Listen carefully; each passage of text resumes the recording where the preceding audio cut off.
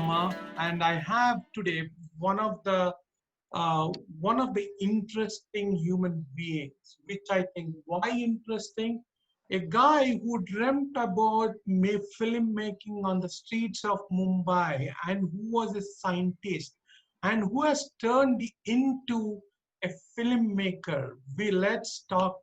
Let me introduce Harsh Mahadeshwar. Harsh bhai, welcome to Rama Show. Thanks for joining us. Thank you. And this is what we will be, guys, we'll be talking more about Harsh bhai. We will be asking more questions. How interest? What are his interests? What is his mission? How is everything before even mission started? What was his vision? What made him to making into a full-time filmmaker? Okay, let me tell you about Harsh bhai. What exactly I read about Harsh bhai. So Harsh bhai is Harsh Mahadeshwar. He's from Maharashtra, Mumbai, in back home in India. Again, he lives in Texas right now, and he did his masters, and he was a scientist working for companies on different in his domain. Then he has turned completely a full time filmmaking. Now let's talk to Harsh bhai and let's understand what exactly made him what are his how exactly everything started, how exactly he started, where was his childhood completely, where did he study and everything. Harsh bhai, it's over to you. So please tell us about yourself. Okay, where were you born, where were you born and raised, how did you come to United States, and what made you to become a full-time filmmaker? So basically, I was born in this city called Dombivli, which is um, it's in Maharashtra. It's close to Mumbai.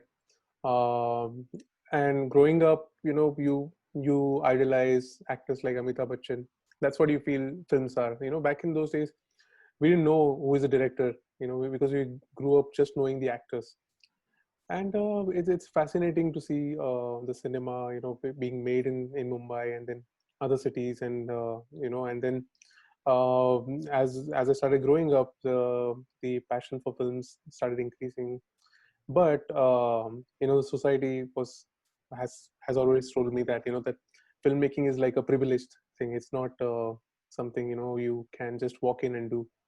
So you have to have your career and everything, and then once you have your career, you can once you have finished your school, and then you can see, and then you finish your 12th standard, then they'll say that finish your engineering, and then you'll see you finish your engineering. Now you're responsible, you have to you're out of your house, you need to earn your living. So these things just kept on going, and I just had a vision that someday I have to get into filmmaking. But you know at a point where I feel that I have some money to invest in cameras and everything to get my own production started.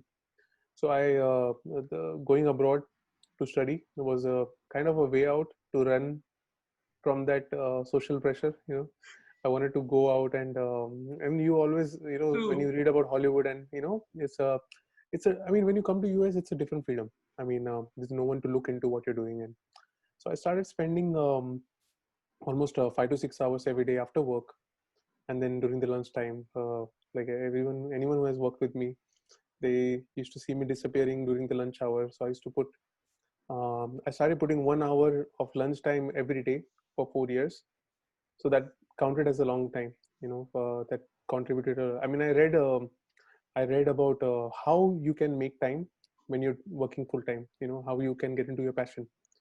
And it was a very interesting article by that lady. I forgot the name of the lady. Actually, I couldn't track that article again, but she actually gave me a schedule, and just I just copied that schedule. I just utilized my lunchtime. When I got home, when I used to drive back home, I used to listen to film podcasts. So I started now putting almost 6 to 7 hours every day for almost 2 to 3 years. To put in filmmaking, so that I don't have any excuse that, oh, I'm having a full-time job.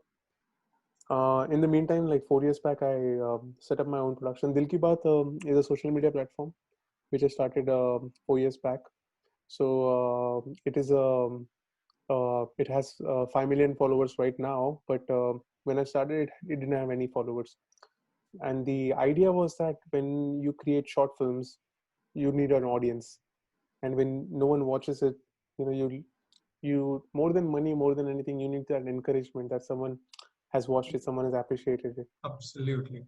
So that's how I started Dil Ki Baat, and then Dil Ki Baat was just a way to encourage other artists and other writers, filmmakers around me. But the main thing was the art of filmmaking and the craft, and as once you, if I don't know the, sorry if I'm talking too much. I mean, No, no, no, no. You yeah, got, yeah, please, please. Yeah.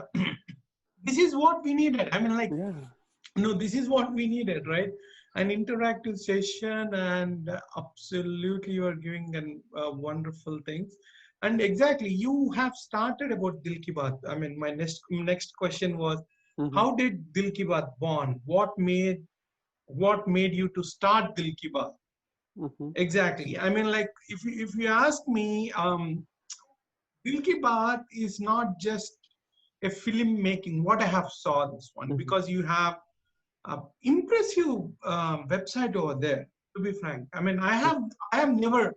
I mean, there might be few, but I never came across. Right. So you are encouraging actors, you are encouraging the cameramans, and you are encouraging the musicians. You are encouraging the digital marketing folks. You're encouraging the media folks. You're even one of the things that I was impressed. I mean, I think there are a couple of episodes on it, I guess, if I'm not wrong. Commercials. mm-hmm. There is a column called commercials within Mm-hmm. that one.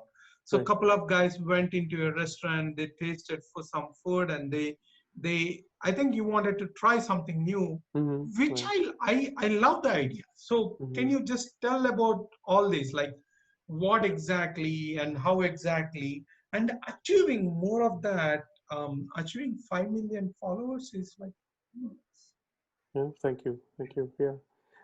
Yeah. I think it just slowly and organically happened. I mean, we didn't pay to get our platform boosted or anything. It just people started liking the content. So basically, in the initial years, right, like almost 4 years back, I tried. I did movie reviews. I did interviews. I did a lot of interviews locally, and you just have to sometimes create a. It depends on what's your vision. Like my vision was to create something universal. So then short films were always there, but on the other side, you want to have a platform which is also having other entertainment. So that's how Dil Ki Baat started, and then we tested many different platforms. Like we started Gully Eats. Gully Eats was a food review where our exactly. VJ will enter the restaurant and walk out within 2 minutes. So within the 2 minutes of video, he will tell you about the food reviews and everything. So we created these models in order to demonstrate, to clients that okay, so if these are the models we can create. I mean, we have the capacity and we have the. So we test different models. We did like 4 or 5 episodes of Gully Eats, and COVID happened after that, and so we took a break. Actually, before COVID, actually we took a break from that, but because we started getting busy in shorts and commercials and everything. So yeah, I think Dil Ke Baat is also a production company, which takes care of production from other people. It can be anything, any part of production. It can be directing, writing, editing.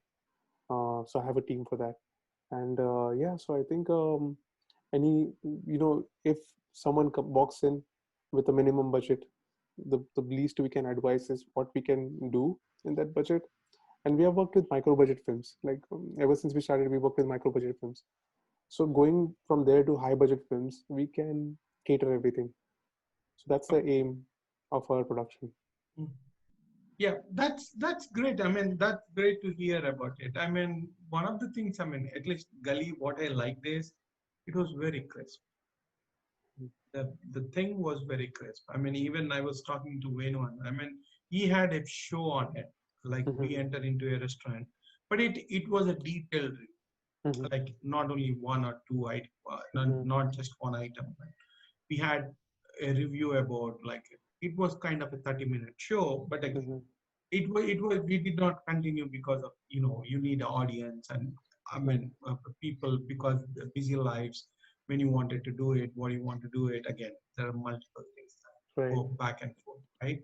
So who is doing it? I mean, there are multiple things, but again, it was the same idea. As soon as I saw that one, I was telling Venu that it is the same thing that we did in the past. I mean, why don't we? I mean, like that. I mean, food is what? I mean, looking at me, you can tell food is my interest. I love food. Who doesn't, Mm. right? Right. Because for me, the way I look at food is like food is a culture, right? Mhm. My Right. Because when you have to respect an other culture, it is through food, is Right. what I strongly believe, and what my ancestors and Mhm. everyone told me, taught me all these years. I mean, that is what I believe.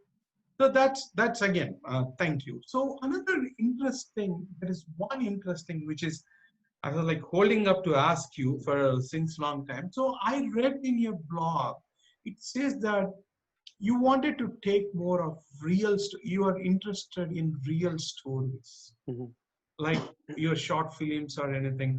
It is almost based on real incidents or real Mhm. stories, Right. what is happening, rather than like in a cinematic, um, the Bollywood style shadi karo, something not like that, Mhm.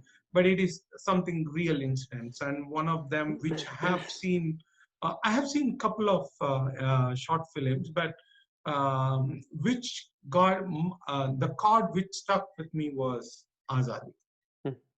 That was amazing. I don't remember the name. Everyone in that, sorry, my apologies. I don't remember the names of the Mm. cast, but Uh-huh. the elderly one, the major, he done a fantastic job. Arif Mehman. Arif Bhai, yeah, Arif Bhai. And both of them, both soldiers from both sides, they did a fantastic job. Mhm. And what was the easy, and you were the way I liked the story was there was a thin line. It was films and it was Bollywood, and they sing the songs, and Mhm. that was amazing. I mean, Thank you. so my question here to you is that why did you? I mean, what exactly that something real stories that you wanted to focus Mhm. So basically, there is a story around you always. I think, and then that sometimes that most of the time it gets very organic. And I mean, maybe for me it gets easy to write on stories which I have seen or experienced, and that's what most of the writers do. There are stories I hear from my parents. I see my parents. How they have how I have grown up, and I have seen them. Azadi was an issue which I was dealing with from a long time. Like, there are people around you who are telling you that these people are bad, and that happens in the other community as well. They'll tell you that those people are bad. Now, who is right and who is wrong, right? I mean, if a kid grows up knowing that this person is bad, he will never get an opportunity to understand whether he's bad or not, right? So that's how Azadi came through. That there is an environment which is created on you, which you start believing because you grew up like that, right? And now, but when you actually meet that person, right? So this was a change when I came to US. So till when I was in India, I never met someone from Pakistan. When I came to US, I just realized that, oh, these guys are just like me. They eat just like me. They eat biryani. They eat everything. So there's nothing different. I mean, they go to Indian restaurants. I go to Pakistani restaurants, and what's the difference? So why so much of chaos? It all comes to the politics, right? I mean, it all comes to the bigger picture. And there have been tension, there have been history, but ultimately, if someone is cut, they'll both bleed, right? on? So that's what the Yeah. story was. I have many friends who are from Pakistan, and I don't have anything against them. They don't have anything against me. So it was a peace message we wanted to get, and I'm glad that it got some what do you call, it got some conflicts, but the bigger thing was that we got 100 million views on that video, and we got lakhs of messages on Facebook saying that this is what we need to believe in. So that was like the biggest thing. That's more than anything. I mean, if you have so many blessings, Yeah, uh, that's like, I'll have a absolutely. good night's sleep at least every night. Absolutely, absolutely, absolutely. Thanks for the details, Ashpa. Yeah, again, as I said, it has. I mean, this is what even I believe. The stories around you is what happened, and how you take is what I'm not saying that a particular story will not a particular story like a fancy Bharat and all those things. Even that might have some real life what people other people have seen it, right? Mm-hmm, But something which is happening to the in a daily lives and everything, which absolutely that is what exactly mm-hmm, for me as an audience, I think that that easily connects to audience like me. I mean, mm-hmm, what the story, and that was fantastic. And another thing, what I liked was in the story writing, it was very crisp. It did not brag anywhere. Particular that particular story, you started at one match. People are doing it, and they are like the guy sitting at a bar, mm-hmm, and he's trying to um, go back into his memory, and all mm-hmm. of a sudden the major comes in, right? So that's what I loved it. Okay.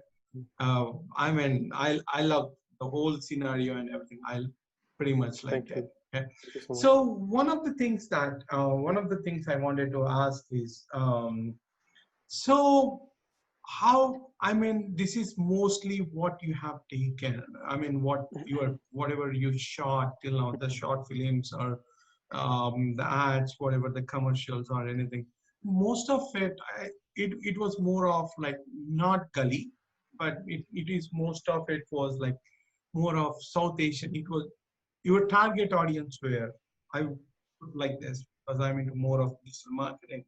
So your target audience were completely South Asian Mm-hmm. community or something, Yeah, right? Southeast Asia, South yeah. Asian community. So is it the platform? Do you have an idea for more of globalization and going um, getting more stories, not only just from what your backgrounds, but if someone brings up something related to what happens, a small story happening in Vietnam, Indonesia, or Mm-hmm. some other places, not in South America. So Mm-hmm. how is that you guys are? I mean, is Dilki Baat is open to that, or Absolutely. your right now focus is only for this South Asia? No, I think the focus is always stories. I feel that just this afternoon I was talking to someone, and then I was just rethinking on that. It's just that stories are stories, right? I mean, they don't need any language. Most of the many times, it's all visual. Of course, dialogues are there, but visual storytelling is something which is amazing. I mean, and that is something unbeatable. Yeah, So it can be any language, and I mean, if we observe a lot of these cultures, they have some similarity. It all starts with the your mother, your parents. We all have the love for our parents, our grandparents, the emotion. Let's say I share with my parents or grandparents. A person from China or a person from Philippine or a person from any other country might be having the same emotion. So we are all rooted to have the same emotions, and somehow, like, ever since I started this, I have been always got into emotion, so that comes naturally to me. Like, comedy and everything is very difficult. Comedy and other things, and oh yeah, drama, yeah. emotion is something I get very attached to. And more than anything, I feel that so what amazes me, there's one thing which really amazes me is the human way of problem solving. Okay, humans are amazingly intelligent in problem solving, and that's the beauty of it. So if you see Azadi, or if you see any other short film, what we worked on is we worked on the conflict and how as we as humans work towards finding a solution to it. Yeah, yeah, That's yeah, what we are exactly. amazing at. So that amazes me in every story, and whichever story I feel that that we as humans, maybe a mother, maybe a child, they solved this problem. I think that is something, conflict, right? That's what we call in the language of Exactly. films. Exactly. That's what I observed. Like there is a problem and there is a solution. Hmm. Everything that you have done. So another so for this global audience, so what is the best way for them to reach you with their stories or someone? So Hmm. it would be dilkibaatofficial.com and contact us form and send an email to you from there. Yes, yes. From the contact, we can always be reached out with the stories, and yeah, I think we can do our best in whatever capacity we Oh can. yeah, absolutely. Yeah.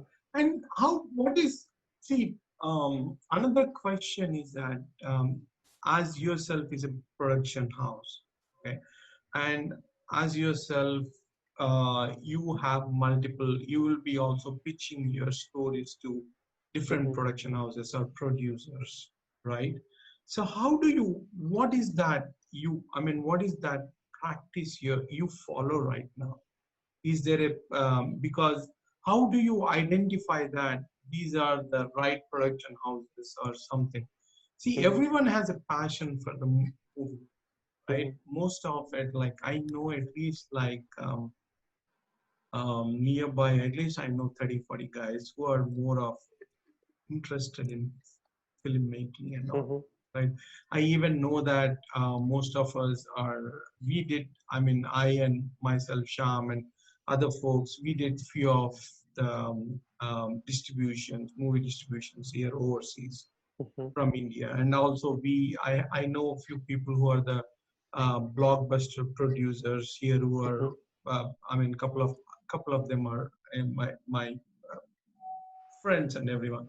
Hmm. But there are, as I said, what is that you follow to pitch your script, and how do you identify that?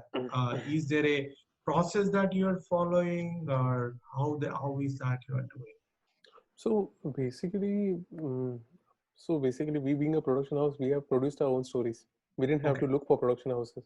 Mhm. Till now, we have produced our own stories. What we need is a funding to have a team. Having a production house is also a responsibility where you need to have professional, cinematographer, gaffer, the entire crew, Yes, uh, absolutely. PA, and whatever is the production budget. Based on that, you have the cameras and everything. So we own cameras, we own all the equipments which are needed to make a short film or a good quality short film. Uh, that's what we use for many of the short films. Like we actually won India Film Project in 2018, and we have done some more short films which have gone through some awards. The idea is that we try to find sponsors for those. Now that is very important because a sponsor, or you can call a, like an executive producer or a producer, who can help us fund the film. That's where the seed starts, because there are many ideas. I have so many ideas in my closet, but until I have the funds, right, it's hard to get it started. So I think that's what we look for. We try to help other people find funding or something. Sometimes we get sponsors, sometimes. So many of these commercials are already sponsored, so that's not a worry. But short film stories, especially, we try to find funding towards it. Okay, that's good to hear. And yeah, because I mean, many of them have this one, right? I mean, if we wanted to do a bigger, um, we want to go a big budget, more not big budget, a considerable budget movie. and I would say something like 300, 400, 500K or something, half a Mhm. million or something. It's not a small amount, right? You need to Mhm. find a right producer, how do you pitch and everything. That is the biggest task for identifying them is what a biggest task for a storyteller or a Right. the funding is what is particularly needed. Mhm. So that's where my story was pertaining to and Right. everything.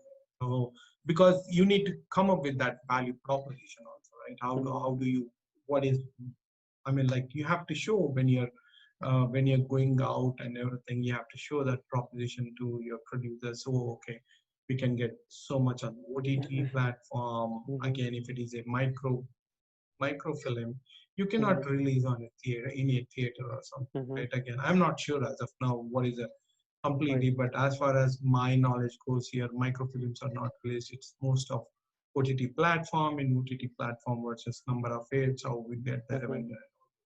Right. So yeah, that's where the exactly my question was. Mhm.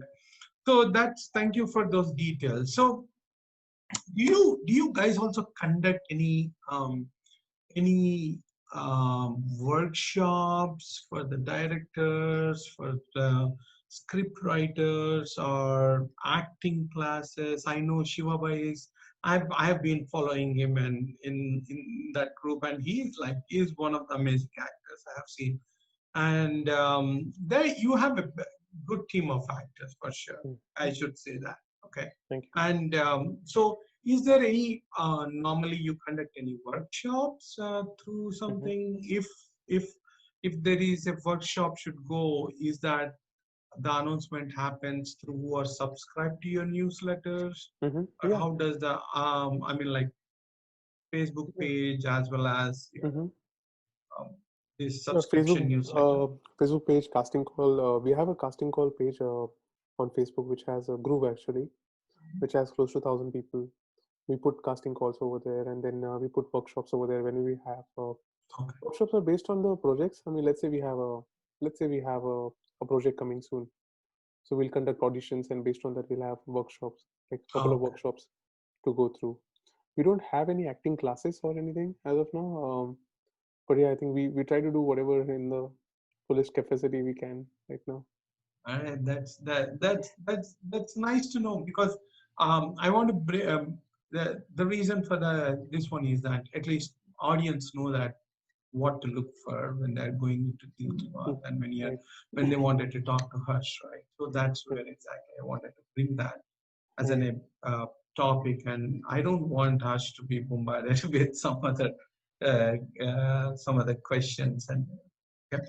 So let me step on to the next one. The next topic on my one is directors. Okay. So from your point, what is that you think important As a director. as a director? Do you think that it has to be the story has to be written by himself, or do you think that adopting someone's story into his is an important thing? What is that? I mean, what do you feel personally?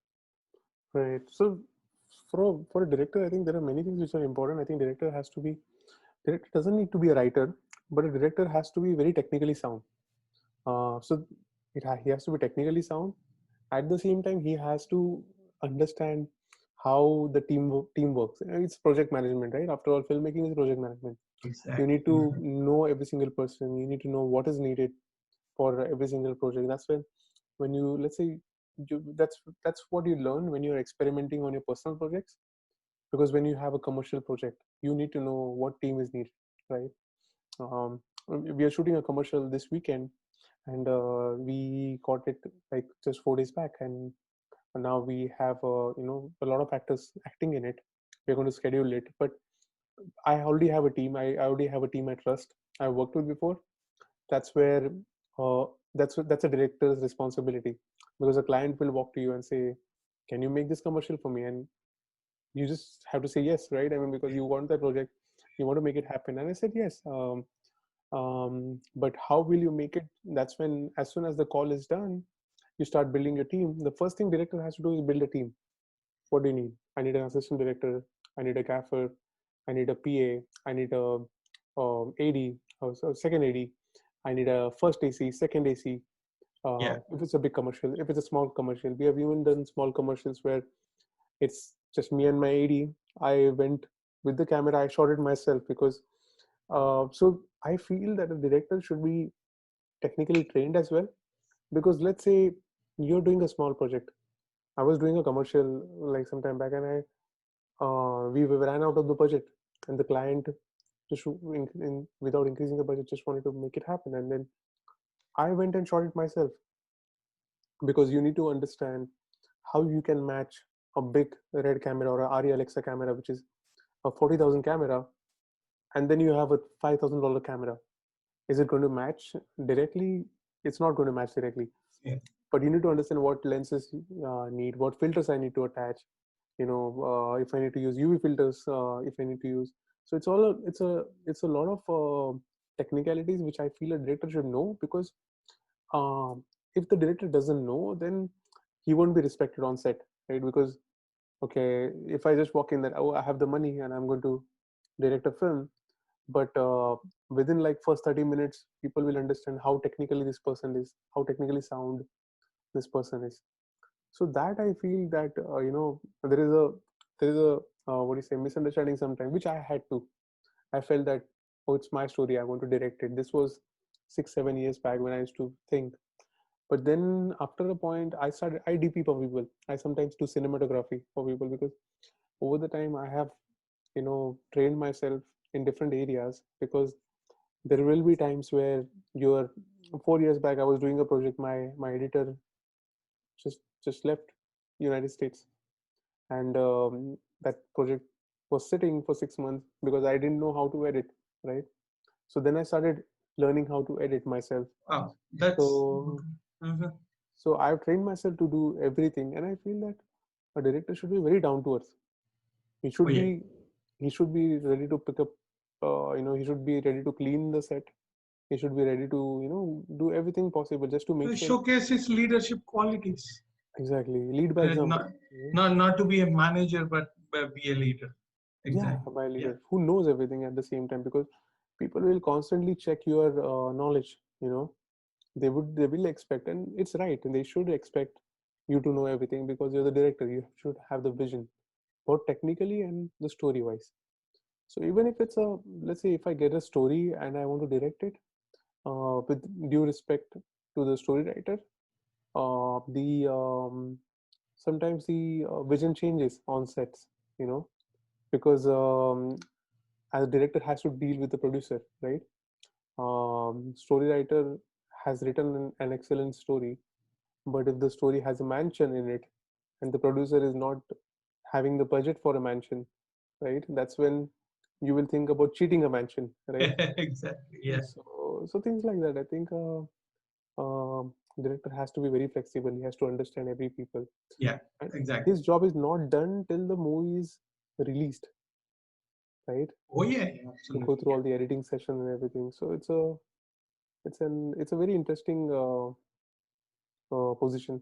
Absolutely, absolutely. I totally agree with you. Thanks for that input. And one of the things that I really liked what you said was the project management stuff that he has to be the best project manager. He Mhm. has to do that. He has to showcase the leadership qualities. Otherwise, if you don't show the leadership qualities, it's not going to work, because you have to wear either if you have to hold a light, yes, you have to hold a light, and Mhm. you have to know absolutely. I totally will agree this one. I learned it from many people while doing the filmmaking. I was part of one of the web series that was shot here by Venu and us team production. He has also production team. So with a different director, I was part of the directors department, and we were like holding the lights, and we were all over. I mean, we were taking care of everything.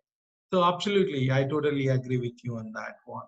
And what is that for you is important? I mean, you think it is important to keep everything on budget, on schedule, because I would not say budget, but on schedule, because if the schedule goes overboard, absolutely your budget increases. The Mhm. schedule is directly proportional to your budget, what I Mhm. feel. Right. and most of the time again.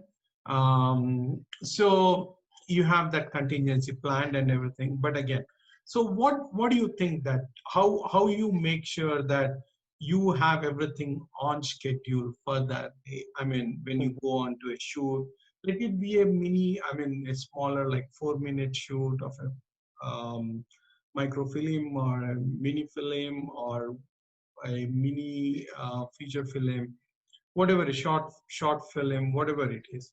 So how do you make to be within the budget? What is that you make sure that you're on schedule, not to go over budget or something? Right.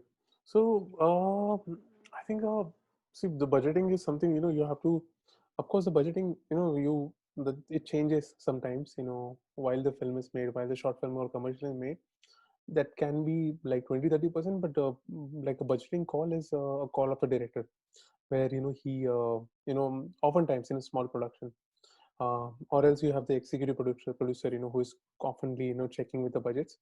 But budgets, and please correct me if I don't answer your question right. But I feel that budgets, I mean, should be visualized before, what you need to make it happen, right? And that comes with experience. If you have done something like that in past, and of course, like, thanks to the technology keeps changing, just getting cheaper and cheaper, and you are getting more expensive things possible on a smaller and smaller budget with time. Yeah.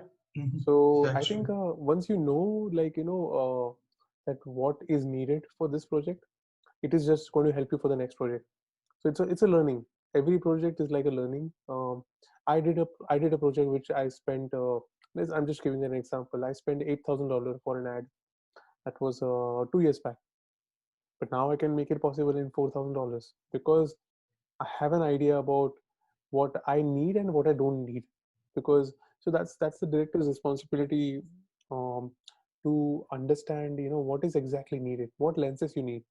You know, you can always rent a bunch of lenses and use just one, right? So you can cut down those expenses. At the same time, you can also be frugal and shoot it on a very low scale because you think that you can pull it off, but you know it doesn't work sometimes. So Absolutely. you need to have that balance about everything, and so many departments, right? That's where you have to deal with the art department, you have to deal with the costume department, you have to deal with the you know the what do you call, the lights, Absolutely. the sound, everything, and Mhm. everything has a scale of budget. So what I do is, I get an idea from my end. Sorry, just an amber alert.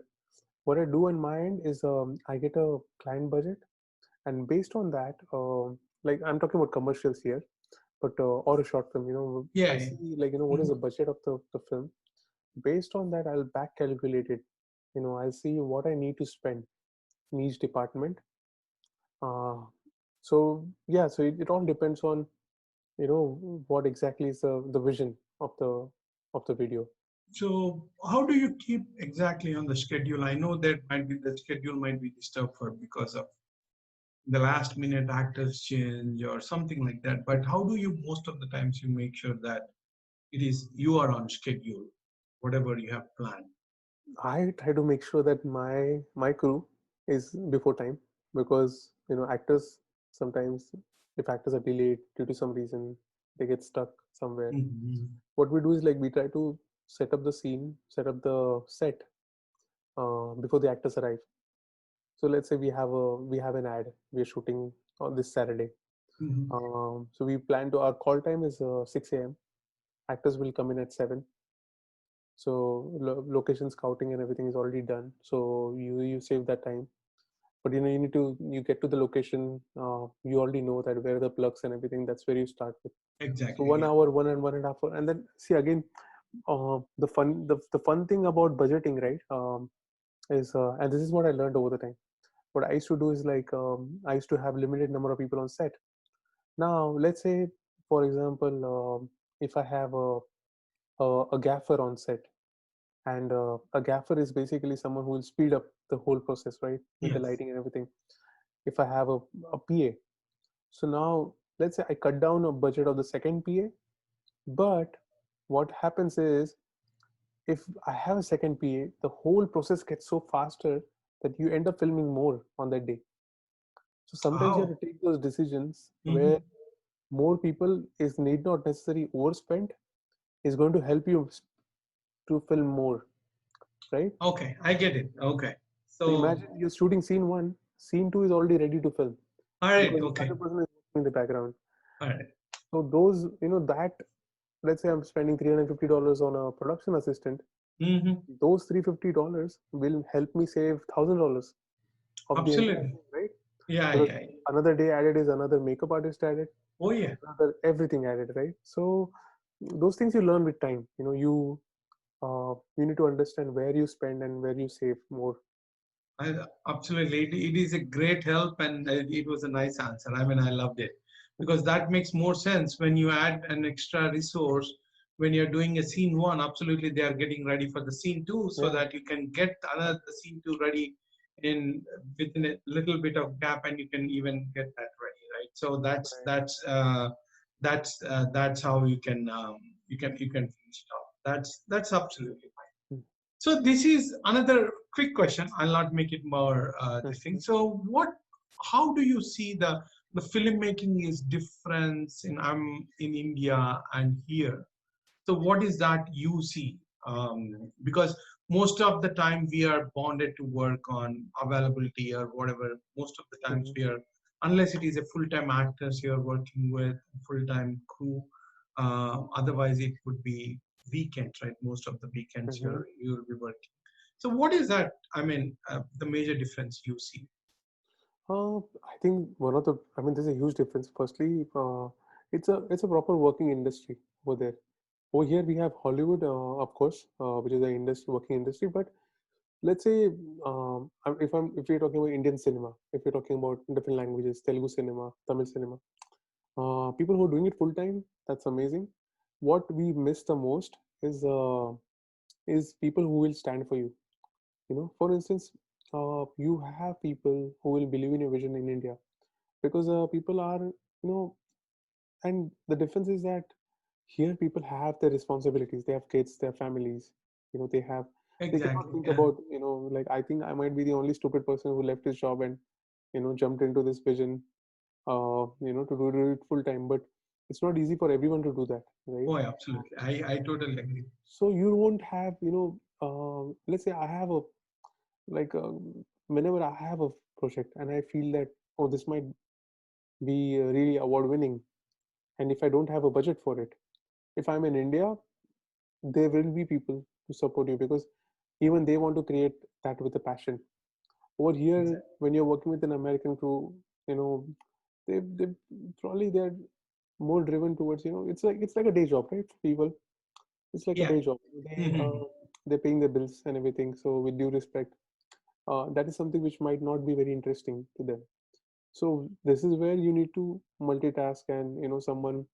There are times I've done everything from start to the end.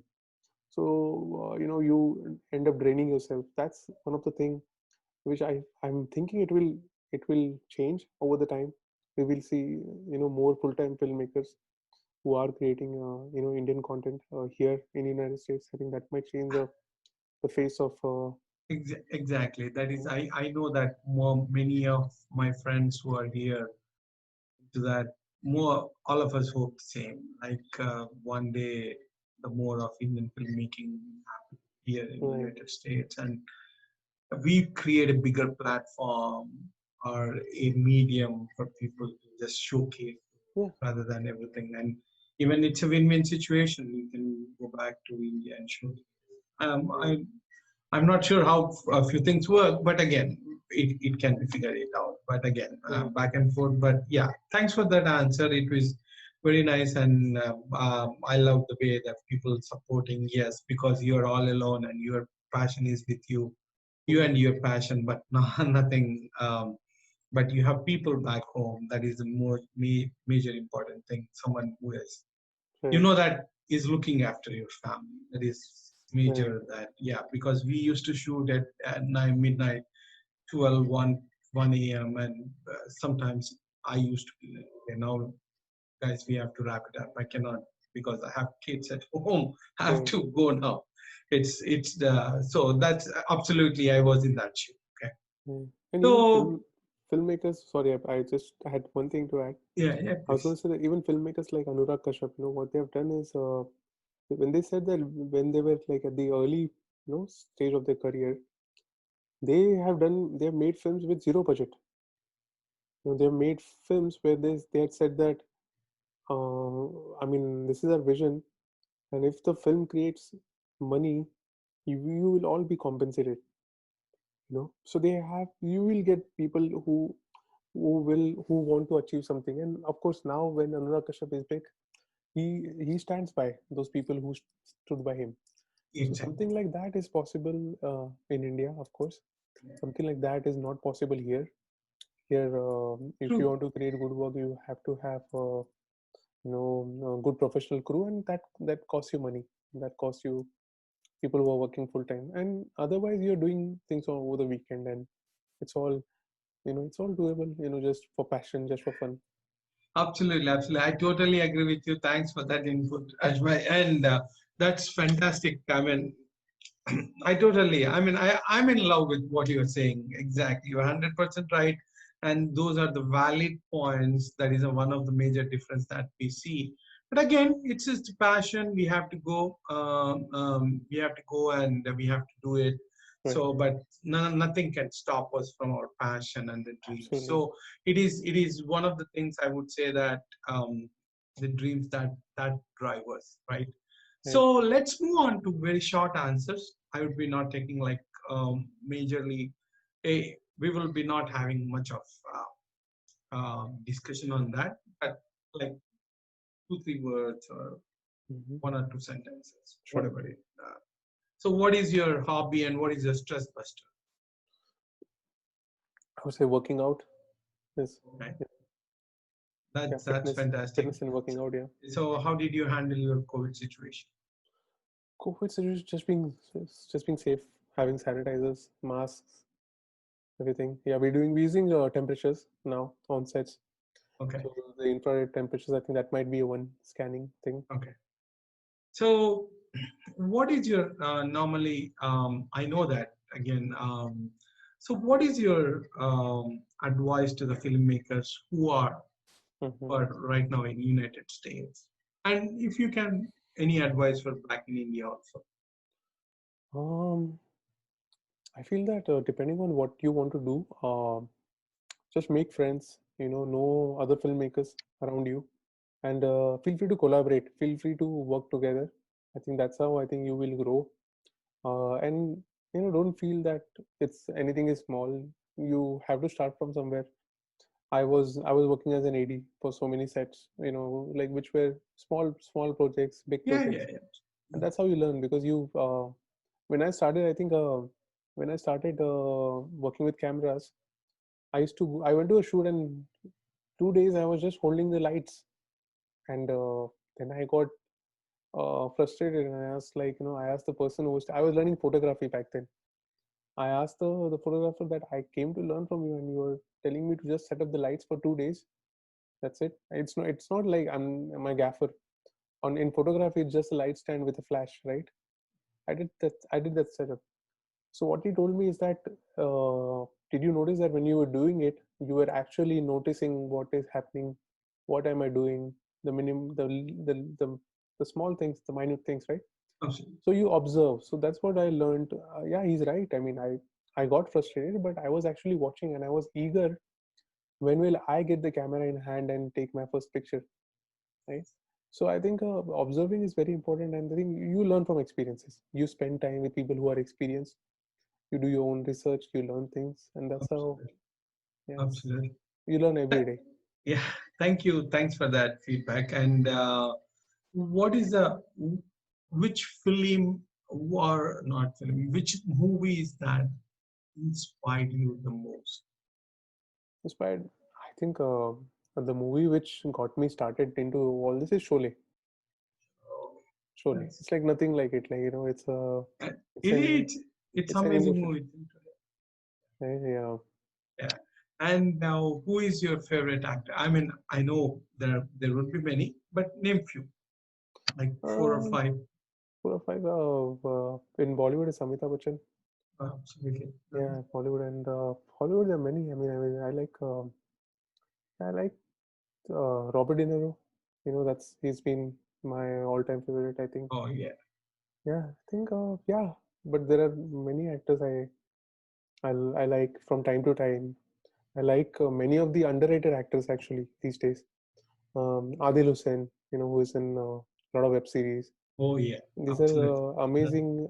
Irfan Khan, uh, late Rishi Kapoor.